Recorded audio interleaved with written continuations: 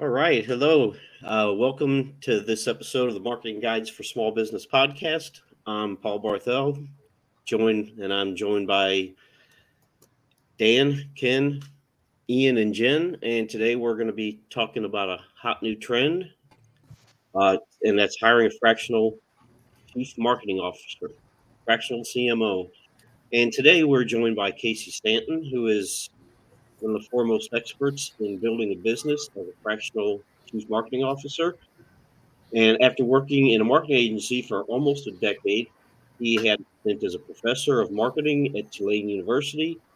Then leaving New Orleans in search of their next home, him and his wife and their little puppy set sail on a 3-year city dating adventure in an RV, driving across the U.S. and Canada. And then a few years ago, Casey and his family moved to Philadelphia, where he runs the premier fractional CMO educational and support company, CMOx. Casey, welcome. Hey, thank you. Really excited to be here. Yeah. All right. Ken, I'm going to start with you. Okay. So go and... Okay, Casey, I thought you left us for a minute there. I'm right here. Okay, Ken, I'll let you start. All right.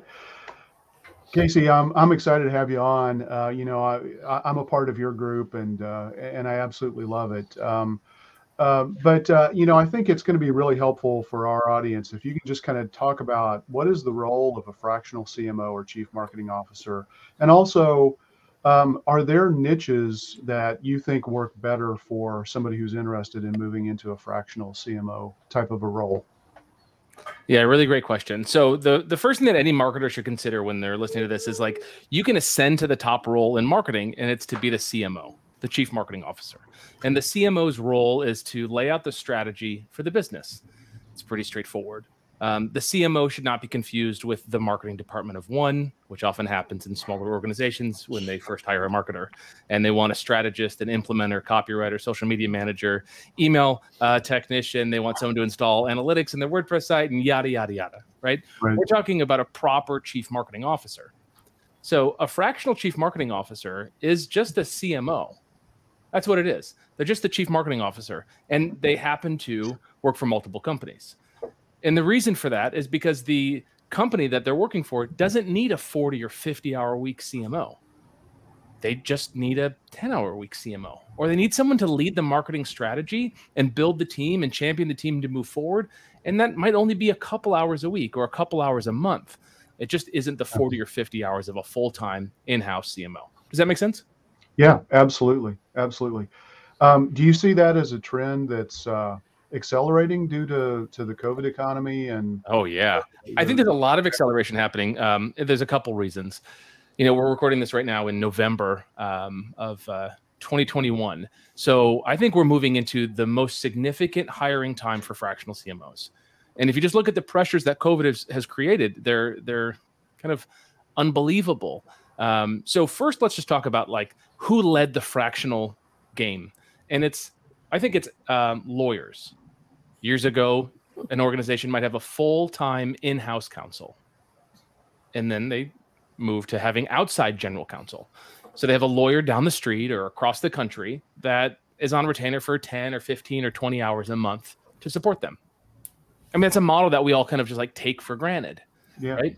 I mean, we also kind of have like fractional, I guess you could say like, gig-based people who do our landscaping. You don't have a full-time person that works for you. You don't have an estate. I mean, you might have an estate. If you do, I think invite us all out there. Yeah. So we're seeing some of this like fractionalization that's already been in the market. And then our friends over on the financial side, the chief financial officers, I think they did a really great job of becoming like kind of leading the pack here of the C-suite of having fractional CFO services. And I think now is the high time for marketers to do the same. So that's the first thing that was happening well before COVID. And then after COVID, or excuse me, through COVID, what's happened is organizations that have never sold online, that have been reluctant to leverage marketing, they're realizing that, oh, shoot, we actually have to sell online. And right? They can't sell face to face anymore. So that's been an issue. So they know now that they need this online marketing thing, even if they've been hiding from it. And there's enormous companies that have been hiding from it, that might have a traditional outbound sales team that just don't use marketing, that the marketing person in those organizations, she produces like collateral, right? It's a single person and she makes a flyer for the salespeople. Like that's been their marketing. And now they're realizing like, oh crap, for us to actually capitalize on this market of people like being available to purchase online, we need to have like better content. We need to like really think through this.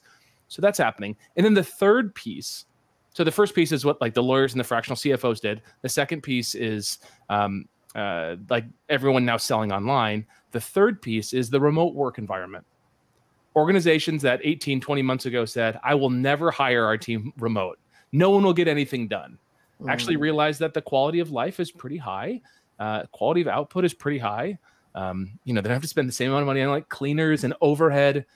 In Philly, I'm seeing on like the local CEO group, all of these companies shedding all of their office space. Hey, we've got a 50 desk office and we're looking for someone to lease it because we only need 10 desks. So that's happening. And I think that's going to fundamentally shift work for a long time. So remote work is going to happen. It's going to persist for a long time. So I think all of those three things are really putting a lot of pressure on organizations to have better marketing strategy. And to do that, they need to hire a CMO. And the final piece of this is they can't hire a CMO because a CMO is a $250,000 a year role, plus benefits, plus equity, plus. And they just don't need that. If they pay $250,000 plus the benefits and everything, they're not going to have the cash left over to actually deploy the marketing campaigns that the CMO comes up with. So they'd much rather spend half that or less and then be able to leverage that the marketer's ideas and strategies and get them implemented. Does that make sense? Yeah, absolutely. Yeah, I think it's high time right now, if you're a marketer, to elevate to the top role and become a marketing strategist and serve multiple clients as the CMO.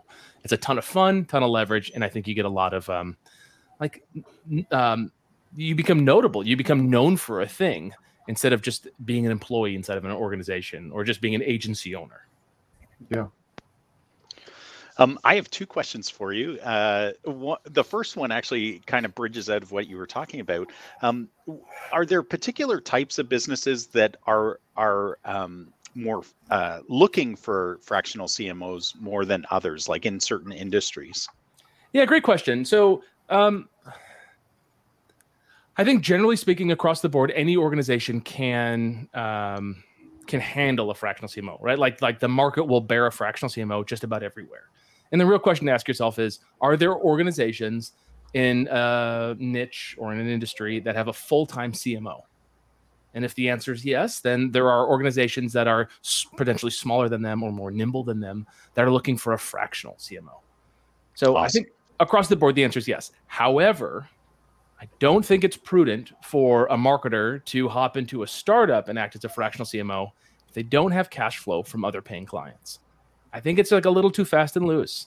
I recommend anyone inside the CMOx Accelerator to get like $20,000 a month in recurring business before you start swinging for opportunities that have a big upside. And the caution that I have for that is, if you look at this agreement, which is a pretty standardized agreement, anyone listening can go to the website fi.co/fast, fi.co/fast. And it's an agreement. It's kind of like a standardized agreement on how to have an advisor in your business. So if you look at that, you can have a seed stage or like pre-revenue seed stage startup, and the most you'll get from that is 2%. So the question is it worth betting your time in your effort and these years of your life on potential 2%? To me, the answer is no, until I reach a baseline of revenue, get my nut covered, have enough money for the things I want in life. And then sure, I can moonlight, I can take a risk, I can try to bring in some startup, equity, like sweat equity. That's fun, but I certainly wouldn't recommend that unless someone has enough capital to kind of cover everything else, because odds are it's not going to work out, Yeah. Awesome. And the question I was really supposed to ask you, Casey, that was a personal one, because I was curious about which industries, are most, they have the appetite for this, right? Yeah. But we heard a little bit about your story on the intro, but how did you become a fractional CMO? Great question. So I was in a marketing agency. And how did I get into a marketing agency?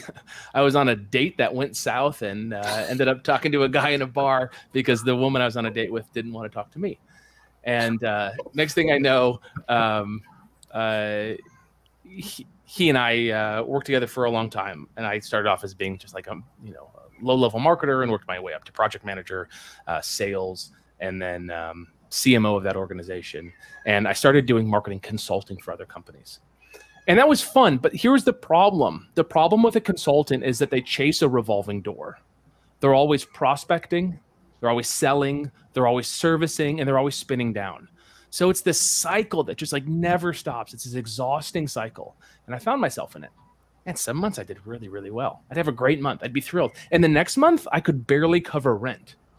And I didn't like that. And like, how do you plan taxes on that, right? How do you pay the government every quarter when your income is like really high or really, really low? It's just like, it was frustrating. As my wife and I were thinking about getting married, I'm like, how am I going to afford this wedding? And, it became very difficult. I didn't know how much money I was going to make the next month. So I decided what I needed to do was I needed to solve for a couple things. The first thing I wanted to solve for was I wanted to stay in marketing. I loved it. And I looked in marketing and I was like, wow, there's some people that make a lot of money, have a lot of impact. They've got a great lifestyle. So I know that it's possible. I don't have that, I didn't have that at the time. So how do I get there? That's kind of what I was solving for. The next was we set off on an RV trip. So we drove around the country for 3 years trying to find our next city. We called it city dating. Actually got married in Nashville along the way. It was a wonderful time. It was special, living in a 25-foot long RV that I pulled with my wife and our dog. A lot of close quarters, right? Like really an intimate setting for 3 full years. Yeah. Nothing like your sewer line freezing in Nashville just before your wedding and having to shower at the gym. It was nuts. So one of the things that the RV forced me to do was to solve for limited time. Sure, I could like hustle like I did, in my 20s and really just like outwork everybody. Just put in 40, 50, 60 hours of actual work, not of commuting and water cooler, but of like labor. Take a nap at 5 o'clock in the evening and go put in a couple more hours after dinner. Like I was doing that kind of stuff. And it was fun because I was getting ahead, but I knew I wouldn't actually get to where I wanted to be unless I solved for higher leverage. So the question I asked myself was, how do I create constraints in my life that allow me to hit the income goals I have and the impact goals that I have? And I want to be useful and I want to have a great lifestyle for my wife and for my family. So with that, the RV presented some really tough opportunities, or tough like guardrails. So one of those was Wi-Fi. Wi-Fi is really tough when you're living in an RV. I mean, I never had fast Wi-Fi. At best, we'd pull up to a McDonald's and I could, work for a little while there because McDonald's across the country has like killer Wi-Fi, little trick. So go in there, get like a side of fries and work for 3 hours. They don't care. But I thought to myself, like, we want to have kids. I want to be present with my kids. I want to be like a present father. I don't want to be like my father who worked a full 8-hour day plus commuted both ways. And it was about an hour commute. He was out of the house 10 hours a day. I saw dad after, just before dinner, right? After school, just before dinner. That's when I got to see my dad on most days. And it was just kind of rough. I didn't want to do that to my son or to my kids. Right?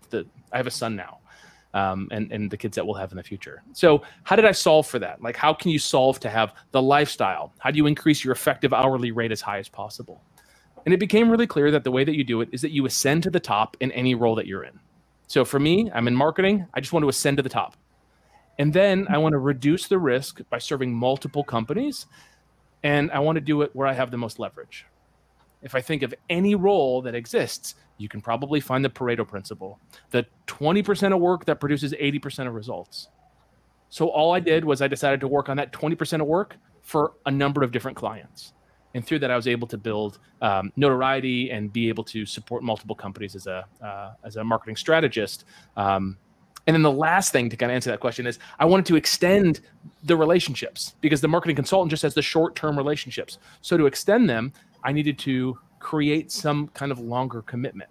And that's really when that CMO thing came to my mind. Like, what does a CMO do to extend those relationships? And that's where the focus was. So At some level, I kind of fell into the consulting originally, and then I had to solve for freedom, flexibility, income, and impact. Yeah. Awesome. That's great. Casey, one of the things that you have, I believe, correct me if I'm wrong, your tagline is solve bigger problems. I think is that. Got it on my coffee cup right here. Yeah. Yes, very good. So, I'd love to drill down on some of those problems that a fractional CMO can really solve, because I think, a lot of people, you started to speak to this a little bit in the beginning, is a lot of people may not know exactly what problems they should be solving, because I think some of it may be strategic, but perhaps some of that is implementation. So I've seen everything from, basically CMO or creative director to basically a VA for all intents and purposes. That Sure. just, I'll bring in these people. And I don't really know that can call themselves a fractional CMO or anything close to it.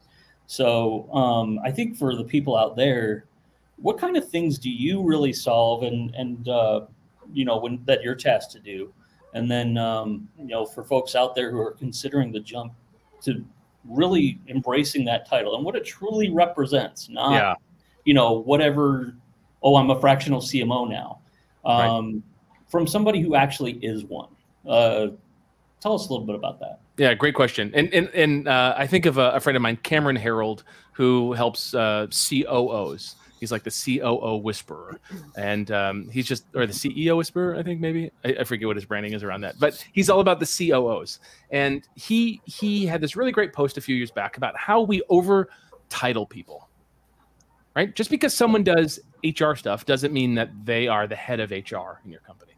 Just because the person does some systems and processes stuff doesn't mean that they're the COO of your organization. When we over-credential people, we expect so much from them, right? And if you expect that from them, you have to pay them. And oftentimes you want to say, I want to reward you with this title, but I'm going to pay you 3 levels below it.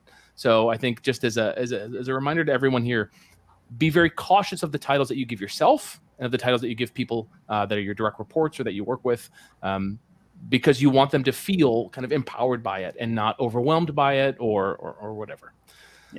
Okay, so to your core question though, what problems does a fractional CMO solve? Well, again, they're the problems that a CMO solves. So what does a CMO solve for? And they're solving for major outcomes. I think of it as the CEO needs to tell me, if I'm the fractional CMO, they need to tell me, Casey, I want this outcome. And I say, by when? And they say, by December 31st, 2021. Okay, cool. Got it. That's clear. Let me think about it. Okay, in order to get to that outcome, what do I have to produce? And then as I think through that, I also am challenging in my mind if their outcome is even really in service to what they want. Oftentimes a CEO will say that they want something, maybe because they heard it somewhere, maybe because it's buzzy, maybe because they want to double their company so they can double their take-home revenue or their take-home, like how much they make, like they want to double their salary or their, owner's draw. But really what they need to do is just increase their revenue just enough to pay themselves more. Like you want to challenge the problem that's presented to you to ensure it's the right problem. That's first. Once you know that the problem is a solid problem to solve, you have to figure out how to solve it. And I want the biggest problem. I don't want a client to come to me and say, hey, what's going on with email deliverability? Like, sure, that's important, right? And there's like some rules around it, like get your DMARC and DKIM and SPF records set up. Maybe look into BIMI, B-I-M-I, as a record. That's kind of like a new standard that's pretty hot that helps with deliverability. Maybe use a tool like warmupinbox.com, or maybe you hire a company like deliverability.info. Like those are fine ways to solve for that. But I want to go the meta level above that, right? Which is like, how many customers do you want by the end of the year? And how much do you want to pay for them? It's like, tell me that.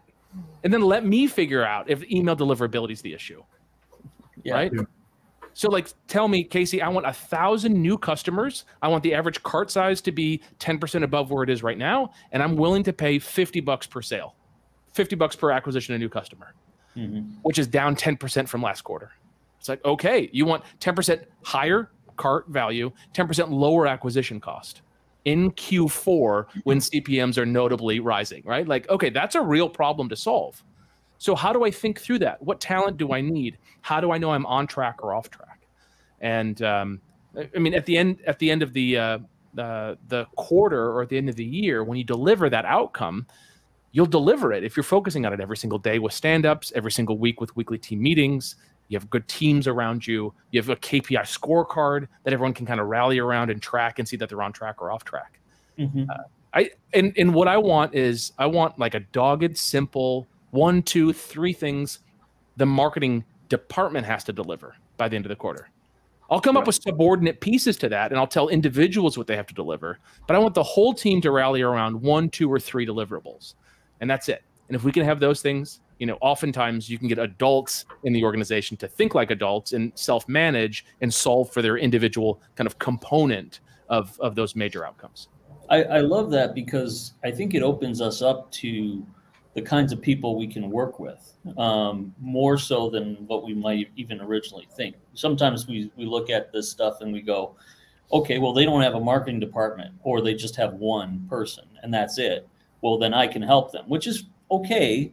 But what it sounds like you're saying is, hey, it's actually a good thing maybe in some instances, though, too, if they have 10 people or 15 people in that department, because you're solving problems at a higher level anyway than what any of those other people. Those are people who are great with the in the trenches, if you will, for the stuff that you're talking about. But you get to do the higher level and not necessarily worry about, you know, how many posts should get out the door or this week on social media or things like that. I ask someone else to figure that out yourself. Yeah, exactly. I ask someone else to own that. I want them to come up with the strategy on it, and then I'll check it to see if their logic is accurate. But I want to give them that growth opportunity to like come up with the strategy themselves. And if they're wrong, I'll spend the time to tell them why I disagree and challenge them and help them rewrite the strategy. But, you know, as you coach people into that, they become more self-managed, more effective. It's a beautiful thing. And it sounds like you're also bringing in a lot of good sales stuff here, sales intelligence. Even though the title is technically Fractional Chief Marketing Officer, there's definitely some selling concepts here that marketing people don't necessarily always think about the way they should. You know, so. And what's interesting too is the term they're fractional. The organizations that I serve as the Fractional CMO for, they don't call me the Fractional CMO. They call me the CMO, right? Yeah. Everyone knows me as the CMO. And I think that's really important. They don't think of you as part-time. They think of you as being there for everything that's needed. And if there's more need that happens, it's either because you're not delegating effectively, or you need to increase the hours that you honestly work. And to do that, you probably need to get paid a little bit more. So that's, you know, different organizations do different things. I want to talk to the idea of coming into an organization that has a lot of marketing people in the department. When you do that, it can feel scary to those people. And the last thing you want to do is, first of all, be a consultant, because consultants, anytime an organization, you know, like the CEO is like, hey, we hired a consultant, everyone collectively rolls their eyes, right? Like no one wants a consultant to come in because it's a 4-letter word. That person's going to come in, they're going to give some lame boilerplate, you know, frameworks, and they're going to like do a bad job rallying people, and then they're going to disappear and never understand like the nuance of why the organization hasn't been successful. Right? They're just going to come in with these high level things.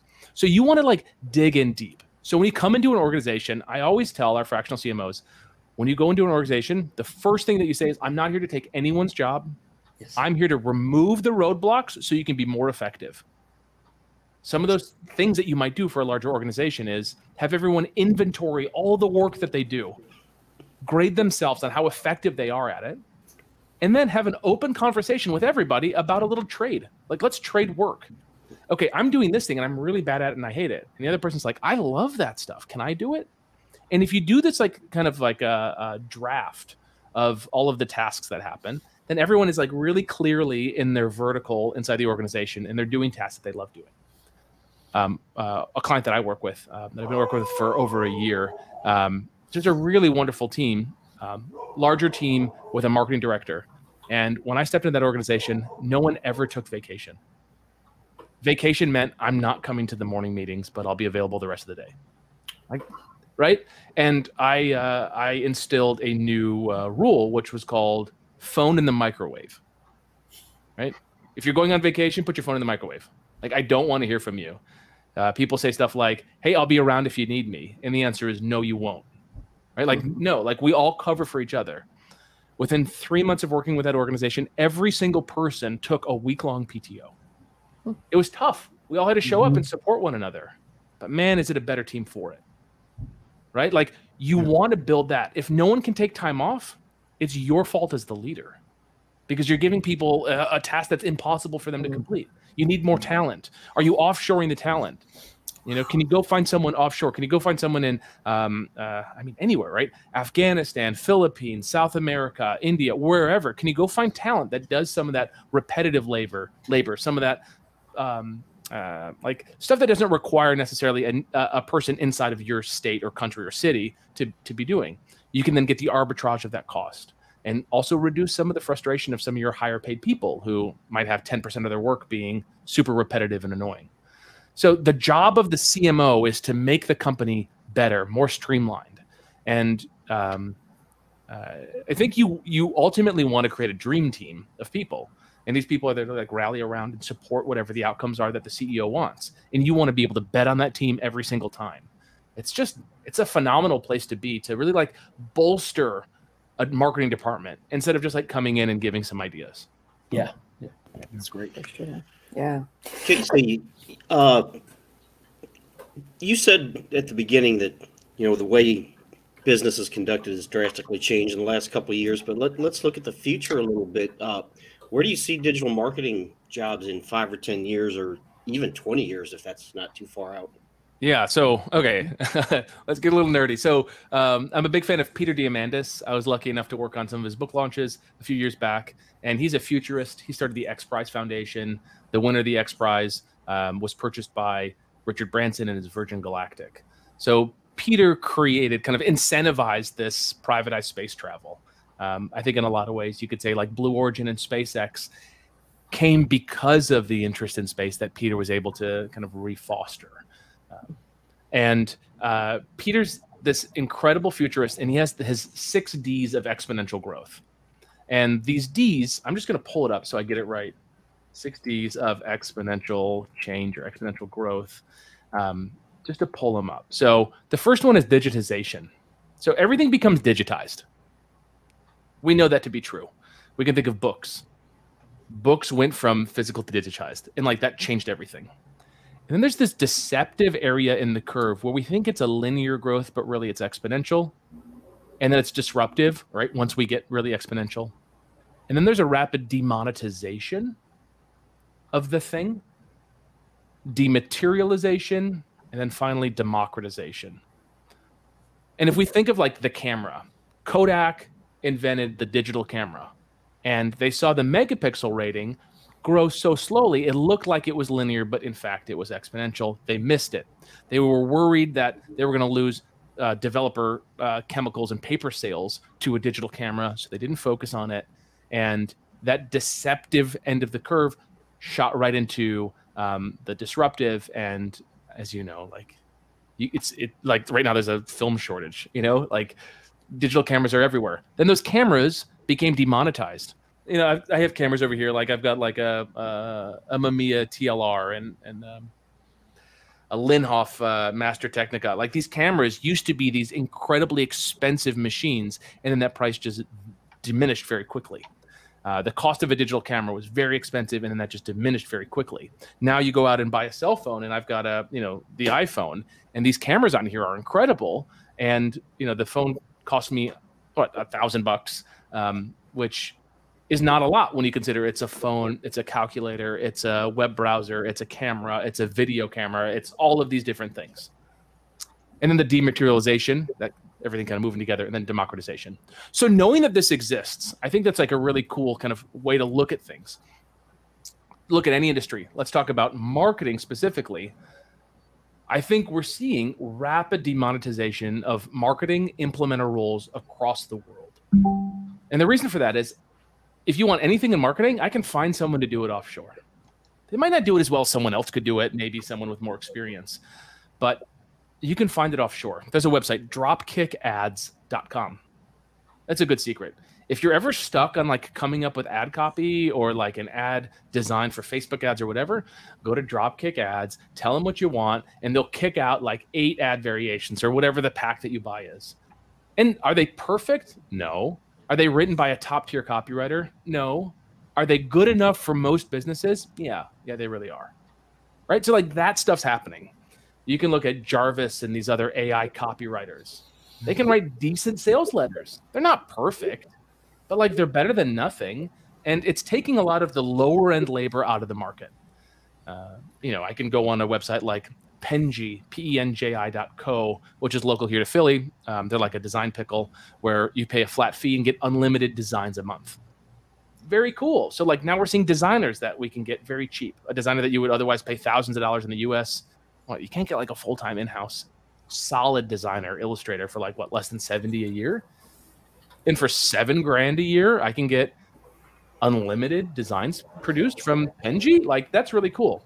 So I think we're going to continue to see the demonetization of the tactic. So the tactician is going to start seeing that their rates, they used to charge $100 an hour. They're going to start seeing proposals that are only going to get accepted at 90 or 70 or 60 or 50.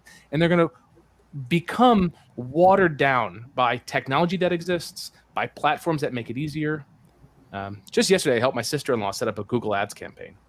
Pretty simple, right? Anyone who's ever done a Google Ads campaign, couple headlines, couple description, link, couple keywords, like done, right? This is a simple one for a couple exact matches. Google made it so easy. Man, I haven't built a Google Ads campaign in a couple years because I delegate it now. And just like seeing how simple it was, I was thinking, we had to make all these different variations and we had to like write it on an Excel, spreadsheet or whatever. No, Google just like does it all for you. It was so simple. So this hard labor that we do as marketers, as tacticians, I think is becoming easier because of platforms. And then if it's not becoming easier, it's becoming easier to outsource to experts across the country or across the world. And I mean, you can find agencies anywhere. You can find agencies in South America and Philippines and India, notably, that are killer at so many things. And also, last night, I wanted someone to design something for me just for like a personal project. And I found 2 women who were illustrators on Upwork and I hired them and I have the first comp back this morning. I mean, it's incredible. So I think we're going to continue to find that. And the only way to stay relevant is to move up, right? You can start your agency and like have all of these ad people under you. That's a model, but I think you have to move up strategically so that you can solve the bigger problems, stay ascended, be able to identify the better opportunities coming your way, be able to jump on them, support those organizations, make a bigger impact, and then leverage all this outsourced talent. And let's face it, I mean, some of these just take too damn long. I mean, that's just the thing is like the logistics of getting the product takes too stinking long. I mean, if you want to have a logo, you can have a logo. You can have like 50 different logos if you want within a week. And they could be, like you said, are they the best that ever, existed? Maybe not. But right. I think what you're getting at here is if we put ourselves as at least fractional creative directors, we're always going to see the work. Not even just fractional CMO, but fractional creative director, we will see the work before it goes out anyway.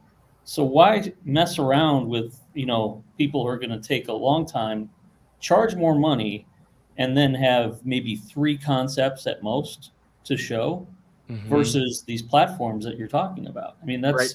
Like go to 99 Designs and you'll be able to get it too, right? Right. Say, I'll spend $1,000 for this logo. They guarantee you're happy. And you go get 50, 60, 70 designs on it, and you choose your favorite. It's incredible. Yep. Yeah, and I remember listening to Dan Kennedy tapes. So Dan Kennedy, the marketer, for anyone who doesn't know, kind of one of the classical marketers who wrote. I mean, he didn't invent the sales letter, but he was one of the champions behind long-form sales letters that emails to people and sell stuff. He's like the guy behind Proactive and other Guthy-Ranker infomercials. Just a very smart marketer. And what I like about Dan's process is, let me see how to say this.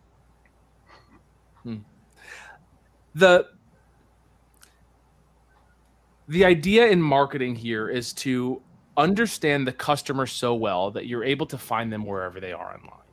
And you're able to satisfy what their need is. And you have to be able to test different ideas and avenues. When we think of what Guthy-Ranker's done, I saw them at this event, Titans of Direct Response, and I got to see all of their data, and I don't have my notebook in front of me, but they tested something like 25 infomercials, like proper long form, hour-long infomercials in a year. Like 2 of them made over $100 million in sales. It's incredible. They were able to pull in the talent and the labor to be able to deliver something so valuable that it was able to achieve such a high outcome, right? First year launch, make $100 million in sales, but it wasn't a high percentage of their offers. It was 4% of their offers, 3% of their offers. So as a marketer, we have to be able to create different variations of our content so that we can test it against the market and see what actually sticks and what works. Casey, I have a 2-part question for you. So first one, if I'm listening to this, I'm a marketing professional. I believe I'm ready for the next level. I'm ready to go out and be the fractional CMO. What kind of first steps advice do you have for that person? And then on the other side of the desk, for a company that's listening to this and going, you know what, that's what we need, our first fractional CMO. How do they go about finding and making sure they're going to do the right choice the first time out? Yeah, well, those are big questions. So the fractional CMO, the CMO needs to instill confidence. At the end of the day, I want people around me that protect my confidence. So Dan Sullivan says, and he's in Toronto too. He's just out in. Yes. I've had the pleasure of seeing one of his workshops. He's amazing. Great. I love him. Just like one of the best thinkers today. And honestly, everyone should subscribe to his Twitter. It just like drops these little nuggets, every day. And they're just like always so good. I'm like one of 5 people that comment on him. I just think he's the best. So Dan Sullivan, strategic coach. But Dan says that the role of the entrepreneur is, you must have your confidence protected. So what can you do to protect your confidence? Think of that as the marketer that you're going to support the entrepreneur. How do you protect their confidence? Right now, the thing that you should be saying to companies, if you're trying to swing and go win business as a fractional CMO, is you should say, I want you to have a confident strategy for 2022. It's a crazy market right now. We're just about to go into the holiday buzz. Now, I'm not here to tell you that we're going to put together a Black Friday campaign, right? That might be too short notice, but let's make sure Jan 1, you're rock solid and it's your best year ever with a marketing strategy where you're confident. If you come from the place of servant, like you're serving the organization, helping the executive achieve their outcomes, it gets, you win more. It's definitely more welcomed than trying to push something, right? You're not trying to push fractional CMO services. You're trying to push helping make their dreams come true. A line I like to use is, my job is to bend you to your will. Not to my will, but to your own. You tell me what you want, and my job is to get you there. And every time that you try to, blow things up, I'm going to stop you and show you why that doesn't work and what we need to do differently. So that kind of champion for the organization is really needed. Another line that's really helpful is, no one wakes up for your organization every day and thinks, how do I help it grow? Right? I want to do that for you. I want to be the person that's in the role that helps you grow your business. I want to be aligned with that outcome. And what's cool is like, you kind of put yourself on the line there. You say, if I don't do it, I'm not good at this. I'm not the right guy for you. I'm not the right woman for you. So let me go. Like, we won't lock you into long-term contracts here. Let's go fight together. Let's go grow your business. And if it doesn't work out, I'll introduce you to someone that I think can help you. But like, I really think I'm the right person. So I think that's one thing that's really helpful. And then the other side of your question is, what does the company want to see? I think the company wants to see someone who's committed to their growth, someone who's aligned, someone who has clear outcomes that they can actually fight for and win. Like, not just like, quote unquote, grow the business or make customers happier or like whatever, acquire more customers. You want to have some clear measurable KPIs. How many more customers? By what time? How do you know it's successful? A really wonderful question to ask any company that you work with in the future as a marketer is, in 90 days from today, if you were thrilled with the success that we made, what would it look like? You tell me what would make you happy. And I'll tell you, 1, if it's possible, and 2, if I'm the right person for it. Right? And if it is possible and you're the right person for it, then just do it. And then the person's going to be happy. And if they're unhappy because they have the disposition of someone who's just like never satisfied, just remind them that they agreed that this would be satisfactory and you achieved it. And now you want to know what the next quarter needs to be. And you kind of present your ideas and things like that. The last thing for that organization is the organization should work with someone who's done it before. The best predictor of someone being able to help you is if it helps someone else already do it. So unless you're in this wild, blue ocean, brand new industry that's never existed before, if you're like coming up with NFTs for the metaverse for, like brain transfusions, right? Like, I don't even know. Maybe you need to just go find someone that's really smart. But for everybody else, go find someone who's done it before and get that person to help you. They might have done it before because they were lucky, but they have an edge that no one else has. And that's the person I think that's worth fighting to work with. And then hold them to high standards. Hold them to real standards of measurable growth. And if they're able to achieve it, you should be able to do the math on. People say on the back of a napkin. I do it on the glass door of my shower, like all the time, right? What's the math that you can write out for how effective that person has to be in order to get the outcome that you want? Oh, okay. Just to follow up on that, you mentioned quarters. Is your recommendation that somebody signs on for a full year, a couple quarters? What's the length of time? Yeah. So, I personally don't want to take on a client for a full year until I know if I can help them and if I like them. The quality of my life is really important. I served clients for a while because I just needed business. And those clients weren't great. Had a lot of stress, had a lot of frustration, had a lot of late nights, had a lot of just like tension and anxiety. So I don't want that. I never want to put myself in that position. I want it to be a mutual relationship where they say, yeah, I'm in, or no, this doesn't work for me. Let's bail. I want them to be all in, and I want to be all in too. And I recommend all of our fractional CMOs that I train to do the same. But to do that, you have to have enough time with the client to have some kind of result generated. So that might be just an initial consultation that you're paid for to dig deep and develop a strategy. Or it may be something a bit more long-term where you're working together for 90 days. At the end of 90 days, always the first 90 days is just hairy. It's just kind of a mess. You're coming into like a tangled knot, and your job is to straighten it out and make it perfect so that it can scale in the future. It's a very difficult thing to do in the first quarter, to do that and create dramatic results, right? If you have a good aligned team and they're ready for orders, that's one thing. But if it's most companies, it's kind of mixed up. There's no clear, delineation of roles or accountability. There's no outcome focus. There's no cadence for communication. There's no communication channels that are standardized. People are texting, they're slacking, they're Skyping, they're Facebook messaging. If you centralize all that stuff in the first quarter and you get the team ready to rock, then you can easily sell typically your second quarter with them, where you're going to actually generate a much bigger impact, like a measurable impact. Yeah. Casey, that kind of leads into something that I think is really a challenge and a struggle for anybody who does strategy work.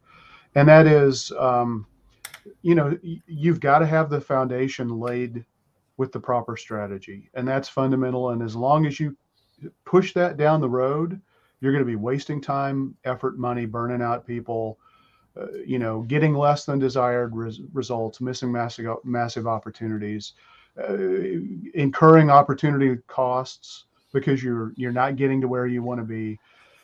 But at the same time, I think, one of the things that you talk about in the program that I'm in with you is you also do have to look at those fast cash opportunities. Yeah. And every organization has, and I know I'm guilty of this as much as anybody, maybe even more.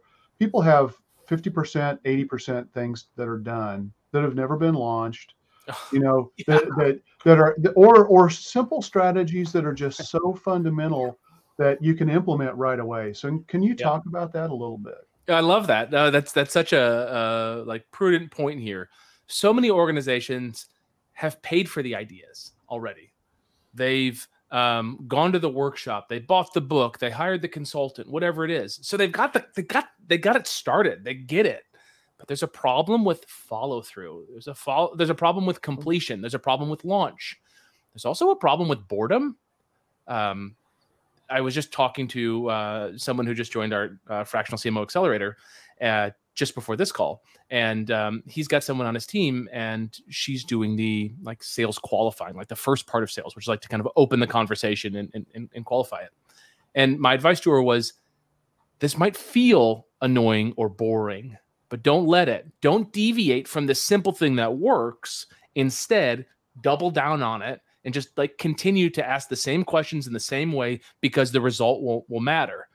So many organizations get bored of a process that works really, really well, or they get bored of going to an event, or they get butt hurt because someone at the event said something and it made them sad. And for whatever reason, they decided not to do the event next year, right? Like these are silly reasons that people deviate from a successful strategy.